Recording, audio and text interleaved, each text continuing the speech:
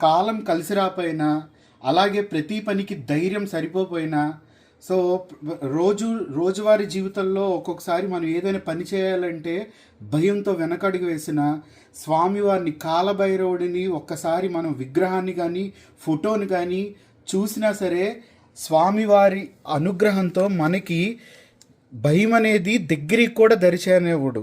అలాగే మనకి ఏదైనా అపమృత్యు దోషాలు కానీ ఏదైనా ఉన్నా కూడా ప్రతీదీ కూడా ఆయన ఆధీనంలో ఉంటాయి కాబట్టి మనకి అపమృత్యు దోషాలని పోగొట్టి మన కాలకర్మల్లో ఏదైతే మనం చిక్కుకున్నామో కర్మాల వల్ల ఆ పెద్ద కర్మను కూడా చిన్నదాంతో తీసేసి మనకి మోక్షం అనేది ప్రసాదించేది కాలభైరవుడు ఒక్కడు మాత్రమే.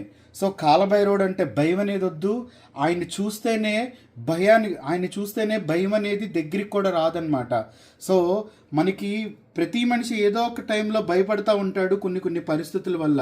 ఆ భయానికి విరుగుడే కాలభైరవుడు.